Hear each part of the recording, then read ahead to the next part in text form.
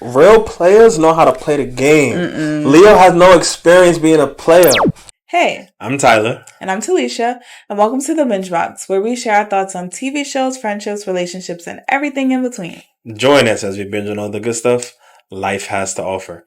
If you're one of our new viewers, hit that bell button and hit that subscribe button. If you're one of our return viewers, we appreciate all the support.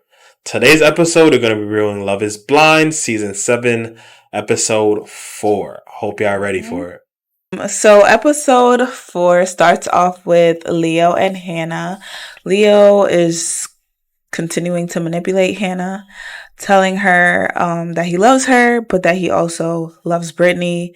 There's a lot that he feels towards her, but he also feels the same way about Brittany. He can't decide, I guess, quote unquote.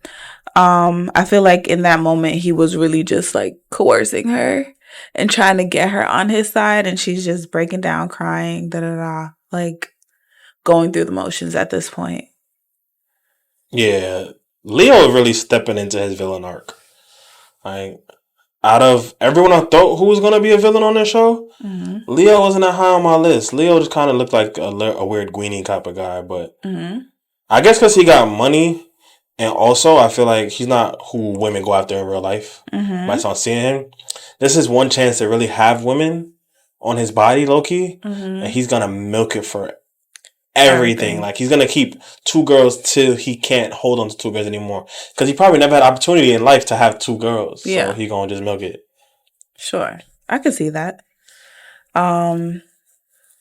He starts asking Hannah some questions just to, I guess, gauge where she's at. And she actually tells him, like, she's not capable of answering these questions, which I was very proud of her for doing. Because it's like, in those moments when he's talking with both of them, honestly, it feels like they kind of like fall for it a little bit. Like, they're not seeing the signs that everybody else might be seeing.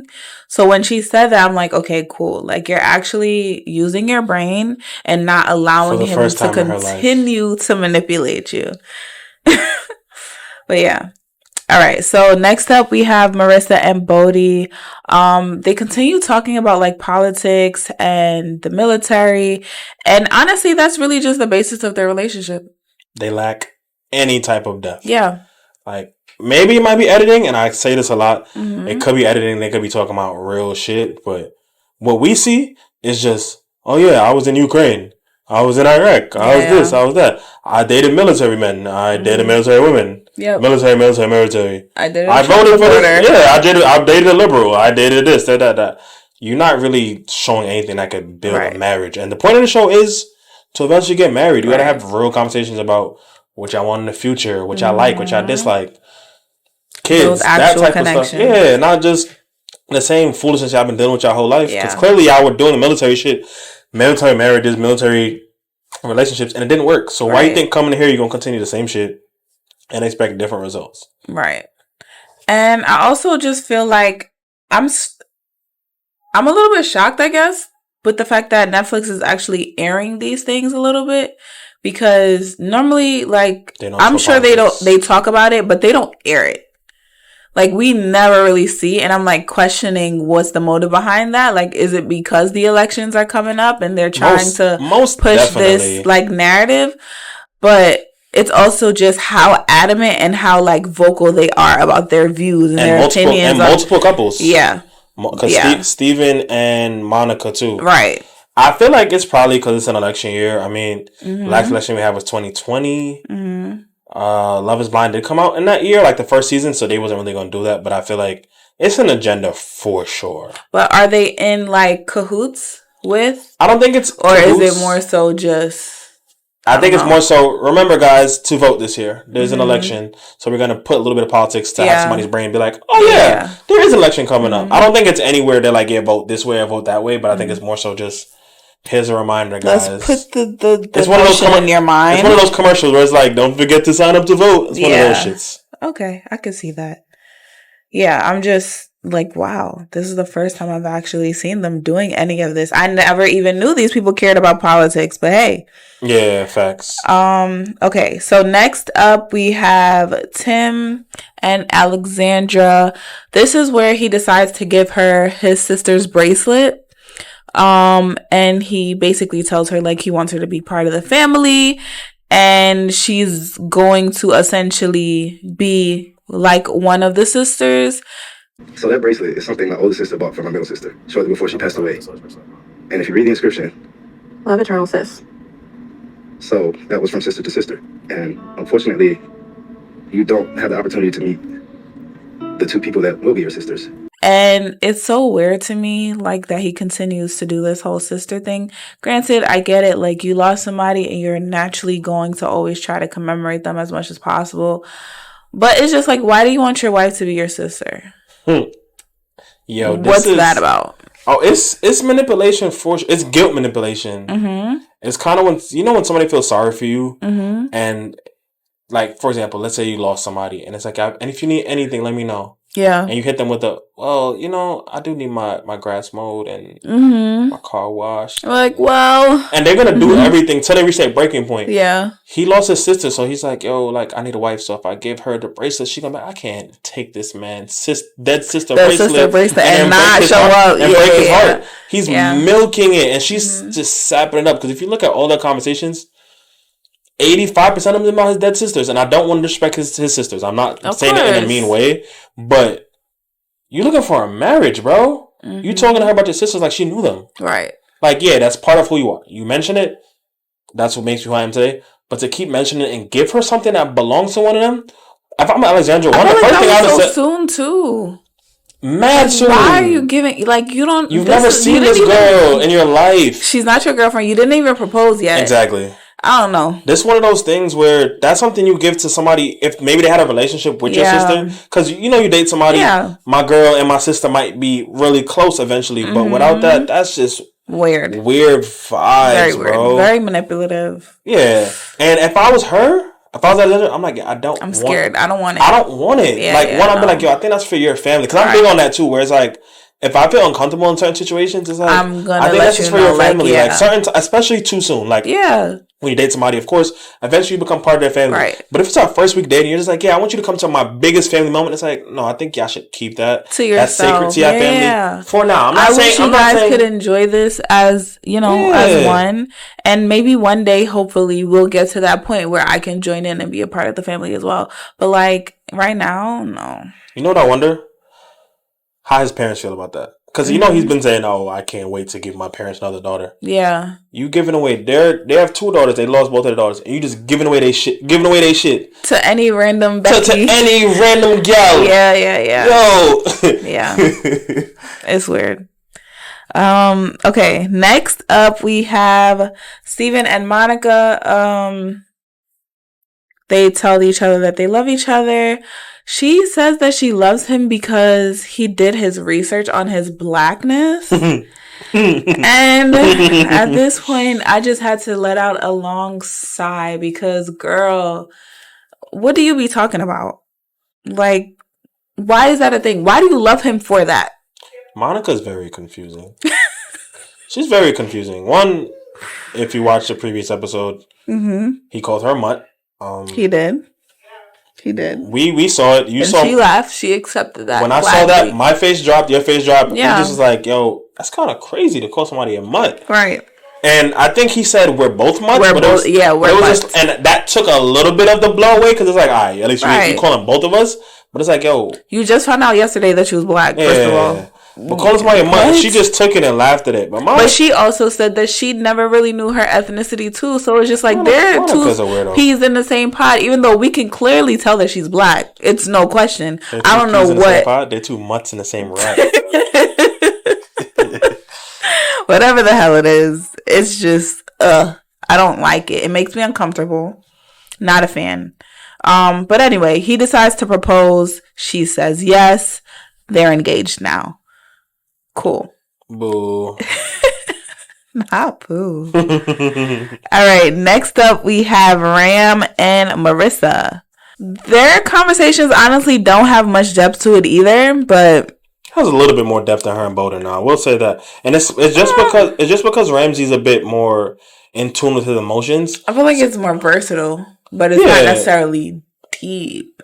I mean, it's not politics and military. That's a fact. Like, at least he's talking about his feelings. Sure. Like, he's more inclined to talk about his feelings. Bowden just talks about camos and military and politics. Yeah. Very surface level things. Yeah. Okay, fair enough. They start talking about zodiac signs. Apparently, him being a Cancer Leo. Leo is the best thing since sliced bread, and she's madly in love with him now because he has all of these placements. Not my particular cup of tea, but hey, let her do her thing. Cancer men are scary, personally, but hey. Maybe doing the sign stuff. So we're back in the pods now, and Hannah is talking to Brittany. She's telling Brittany that she feels like Leo might be trying to manipulate her. So we flash forward to the other side of the pods, and Leo is basically mixing up the women still. He doesn't know what the hell he wants to do. I don't even know why he's like still going through this at this stage when people are like proposing. You're still like, I'm confused. I don't know what I want. Like, because decide. The man has never had to choose between two women. He doesn't want either of them. He's never had this many options. Yo, when you put it like this, right? For somebody that's been eating one food their whole life, you take them to a buffet and they don't eat because they just like, I want everything. Mm-hmm. He's never had options before, so the man just Hannah this, Brittany this. He's talking about Brittany and calling her Hannah. Calling her Hannah. Talking about Hannah, calling her Brittany. And Nick definitely checked him on that. He's like, wait a minute. You mean Hannah? And you're sitting there talking about this woman to this man too. That makes it even more weird because it's just like you're putting on a show. You don't even give a damn about any of these girls, but you want to rub it in this man's face and make a whole scene. So you got to sit there and talk to him while he's sitting next to him. And you're not even acknowledging him. Like the whole time he's talking and he's facing this way, not addressing Nick that's sitting right next to him. Like, this is why I say I can't go on the show. This is what I'm not gonna lie to you. It's gonna get to a point where if I really start falling for somebody and you keep talking about them, bro, I'm gonna get tight. Cause it's like, yo, bro, you chatting foolishness. Mm-hmm. If I'm Nick really feeling Hannah right now, and Leo coming in here saying, man, foolishness, bro, calling Hannah, Brittany. At that point, you're gonna piss me off. Cause like, all right, if we're competing for this girl, may the best man win. Right. Let's compete. But if you mix on somebody else, clearly you don't like it as much as I do, and you're pissing me off. Cause she chooses you now, it's on site. It's on site. You're fighting? It's on site. I'm screaming. It's on, cause you doing foolishness, bro. But would you even want her after that if you feel like... I didn't say I wanted her. It would still be on site. It'd be on site for him. But I'm saying... It don't mean I'm fighting for her love. I'm just fighting because you playing in both of our faces. You playing in the girl I like face. You also playing in my face because you come into my face and tell me that shit. Leo could go talk to any other man in the living quarters. Why you don't come talk to me about the girl that I like? It's clearly like you trying to spit on me, bro. That. Disrespectful. That. So, they're meeting up in the pods. Leo and Hannah are talking, and she basically just tells him, like, bro, I'm not falling for your crap. You keep trying to manipulate me. I don't like the way that you're talking to me. I don't like the way that you're going about the situation. I'm just not here for it at all. And I'm going to just go with my gut feeling and W altogether. And they have a little back and forth, I guess. And he starts to, like, switch up randomly out of nowhere. He's just like, you know what? You're right. We don't belong together. You definitely belong with Nick. You should be with him. He's a good guy. Let Brittany know I love her. She's the one for me. I'm going to marry her tomorrow. He realized in that moment, one of his options was gone, and he did not want his other option to be gone. That's all that was. Because he saw himself go from a man with two options to potentially zero. So he was like, all right, Hannah don't want me. Hannah, can you please write me a letter of recommendation? Like, could you imagine?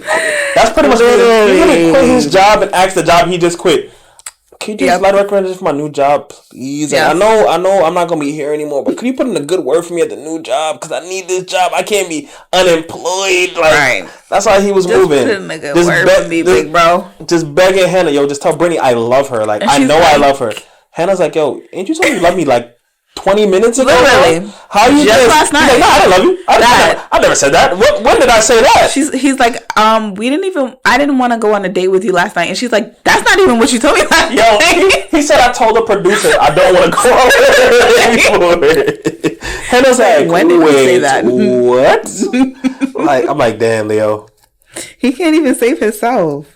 Yeah. And that's why you need to not lie. That's the thing. Like, wait, if you're gonna lie, at least be a good liar. Remember your lies and be able to back it up and hold it down. Look, real players know how to play the game. Leo has no experience being a player. Now that's what it is. As a player, if you're gonna be a player, you keep your cards close to your vest. You can't be out here. He out here telling Nick this, telling Hannah this. Why?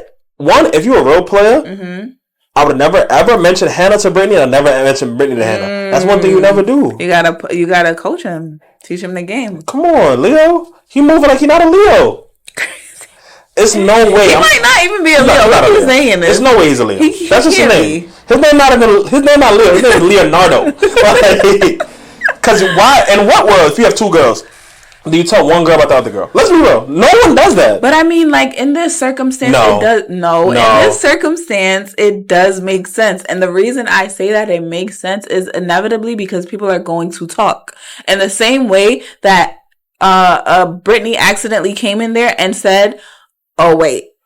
Shit, I should have never said Leo. And she said it, and now Hannah knows that she's talking to Leo as well. It's like, it's going to happen. But so you might as well just say, that's worse. Because why are you not telling me the truth? But why are you lying to me? I know that we're dating. We're not lying. I'm not lying. If you're really a player, you why am I telling you? Because when I'm here with you in the pods, when our dates, I'm focusing on us. I don't want to talk about anybody else. That's manipulation. That's a little tactic to be like, oh yeah, I'm only focused on you. That's called being a player. Leo's not a player. Look at Leo. Leo's not a player. He's definitely not. Yeah. He's definitely not. I feel like being a player though is keeping it G. Like, yeah, I'm talking to you and I'm talking to her too, and I'm trying to figure this out, and we gonna figure that out when it comes down to it.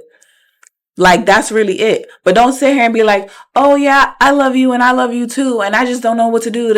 No. You don't even need to talk about what's going on or your feelings or your interactions with that person, but at least, like, acknowledging, like, yeah, there is somebody else. That's all you gotta say. And this is what it is. Connection. You don't need to know a name. Yeah. I'm not throwing no names. I have another connection. That's it. To the fact that you're walking in and be like, tell Brittany I love her is crazy. No, that's insane. That's ridiculous. That's crazy. That's not a necessity. Like at that moment, Hannah should have smacked him through the wall. No, absolutely. Like, if she could have Hulk smashed him, I feel like she should have done that. Straight through that wall.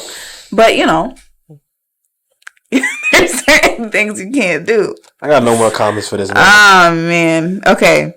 Next up, we have Tim and Alex once again. He writes a letter to her dad telling him, you know, how he feels about his daughter, how he wants to incorporate her into his life, and how he wants to make her his sister once again. He did not say that. He said he wanted to make her his parents' daughter. That's exactly his sister. His sister. What's the problem? You got it. No comment. Exactly. He said he wants to wake up. He wants to wake up every day and earn her. And then he starts breaking down, telling her how she makes him feel safe. And he proposes, and she says yes. She says duh, actually. But yeah. Which is weird. Does I want to hear yes. Yeah. When I propose to a woman eventually in my life, she says duh, I'm not feeling it. I need a yes, I will marry you. But if that's their rapport, it's like, their rapport is talking about my dead sisters. That's their rapport. Their rapport is not none of that. When I propose to my woman one day, I want to hear, yes, I will marry you. I feel like she's a little bit like emotionally unavailable. He doesn't allow her to, though. I don't know. I don't know anything about her. No, I agree. He doesn't allow her the space to verbalize things. But the times that she does have to verbalize, she doesn't verbalize much. So I feel like with that is like she is a little bit closed off type of girl. Yeah, just a little bit. I can see that. And also he talks a lot. I'm not sure if he talks a lot because she doesn't talk. Because sometimes when you're doing something that doesn't talk a lot, you try to fill that space with you just talking. But I don't know. But also, I don't really like Tim that much. I feel like the little stuff he does for me just doesn't come off genuine. Like, I feel like writing a letter to the dad is like one of those, I'm trying to look a certain way, like, so I can appear to be a certain way. Where, I don't know if that's really your body. Some people are really like, yeah, I want to ask her father for a hand in marriage. And some people are more like, I'm just doing this so it looks like I look good. I look like a certain type of guy. Like Lauren and Cameron. I feel like Cameron would have been on some that type of time. And and it'll be genuine. Yeah. But some people are just like, all right, that looks genuine, so I'm going to do it to look genuine. And you can feel it. Mm-hmm. Very pretentious. His letter, one, you wrote a letter to her father was dumb. Mm-hmm. That was dumb. That was literally dumb. Mm-hmm. That's why I know it was very pretentious. Because there was no point of that. You proposed her. Writing a letter to her father. If you want to marry her or whatever, you propose her. If she says yes, you're going to meet her father regardless, bro. Right. Why are you writing a letter? That's stupid. You're writing a letter to read to her to tell her father something? I think it was more so because he knows how much she values her father. And even the girls, like, have stated, like, how she feels about her dad, how she feels about her family. So I assume that's a way to appease to her more so. And, like play up on... her soft side. Like, I know you love your dad. If I write a letter to your dad, that's going to pull on your heartstrings and you're going to be more inclined to, like, say yes. I mean, he could have simply said, like, yo, I can't wait to meet your dad one day. When we get out of here, like, I'm going to, before we get married, I want to get his approval. I'm going to ask. Yeah, that's all you have to say. Writing a letter don't make no sense. Yeah. Just stupid. But Tim going to be Tim and she going to duh him to death, so. Right. Duh. All right, so next up we have Monica and Steven. They are finally meeting up in person and he immediately proposes. Like, he's in love with this woman, infatuated. She's beautiful, gorgeous, fine, and everything he needs in life. And he just gets down on one knee, proposes to her. She says yes, and then he decides to give her a t-shirt, which I didn't honestly get that part. Also, Brad, something else, something that you can sleep in the night and enjoy. What is that? It's just my shirt. Literally the shirt off my back that I came in with. Aww. I was a little confused. I feel like maybe they had a moment that we didn't get to, like, see the reasoning behind the t-shirt. Mm-hmm. He just said, like, oh yeah, I wanted you to have this shirt that I slept with. I'm just like, what's the significance? It's one of those guy things where, like, you have a girl over and she sleeps in your shirt or something like that. Mm-hmm. If it's one of those mental games where it's like, she's sleeping on myself, she's going to think about me. Because he said he sprayed it with cologne. Like, guys do that all the time. I guess. I've never, like... Is it because Ashley gave...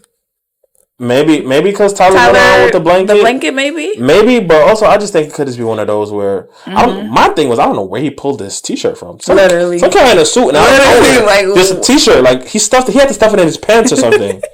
I don't know, man. Yeah, so that whole meetup was a little bit awkward. I don't feel like she was as attracted to him, though. Like, while she was seeing him, it was more so like he's just bigging her up and she's just like, yeah. Like, thanks. Yeah. Like, oh my God. Appreciate it. And then she just starts whispering. Like, the whole rest of the time they were there, like, she was literally just talking in lowercase and I'm just like, what's happening? You look so good. Yeah. I really appreciate you. Yeah. They were having an ASMR podcast right there. I really appreciate you coming. Yeah.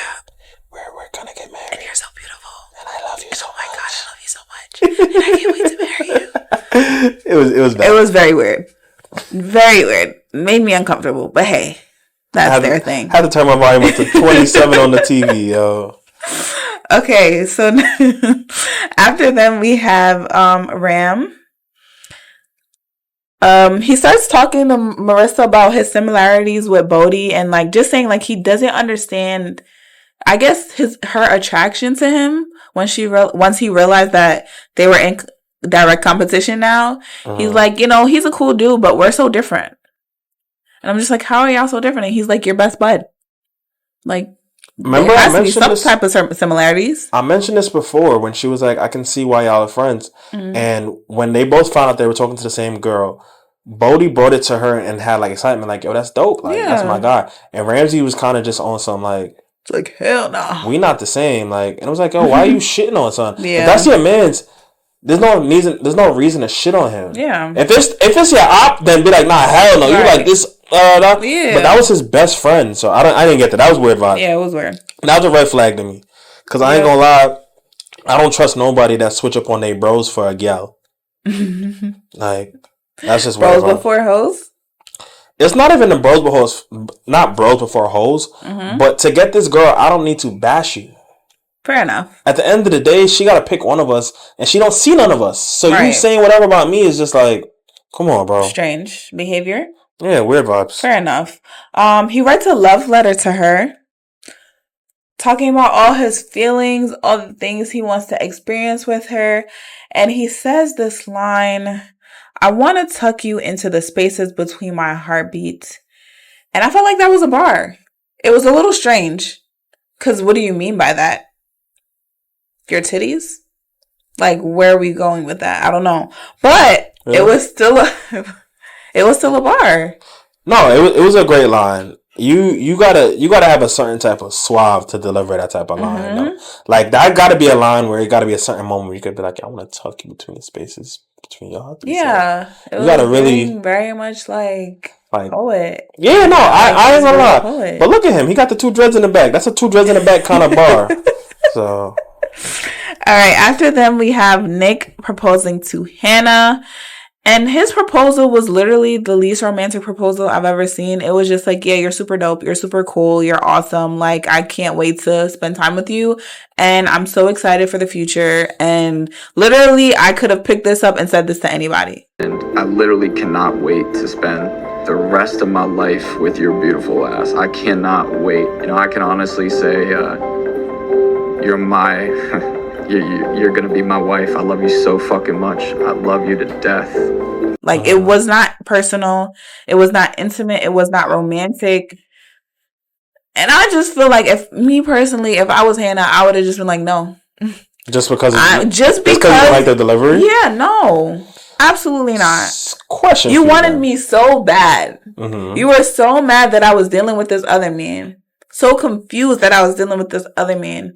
And you don't even have the heart to make this so, like, talk about me, what you learned about me. Like, make it more, I don't know. It was just like, it wasn't giving. I got a question for you then. So if you're in the same position, you're saying no because you didn't like the delivery. You gave him another chance to propose properly, or you're just done? Like, I don't want to be with this man anymore.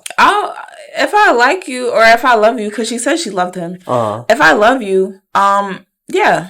We could run it back. We could run it back at a different time. But you got to get your shit together because... So, if this love is blind, so you got to come back tomorrow or 20 minutes later. I mean, yeah, they're on limited time here, but yeah. IRL, if your proposal, you don't like the words being said, you're saying no. Yeah. Damn.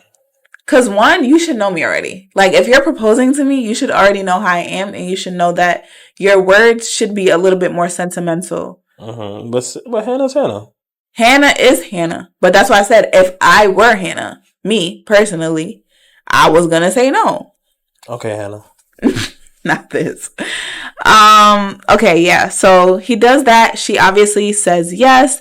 They're engaged now. Cool. So now we cut to Tim and Alex finally meeting up in person. He immediately hands her the ring and she puts it on herself. This is crazy. I was a little bit confused about that because I'm just like, okay, y'all are engaged now, supposedly. This is your moment to fully propose to her and you just hand her the ring?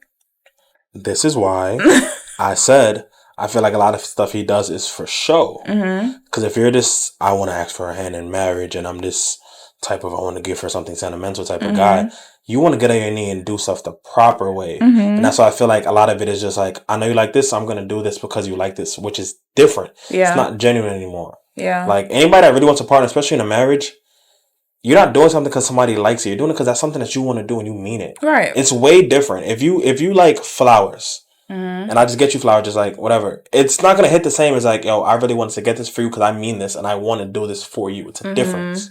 It's a difference, and that's why I feel like he's not genuine like that, honestly. Yeah. But I'm gonna let it on my guy. It's a show. Yeah, it's a show guy for sure.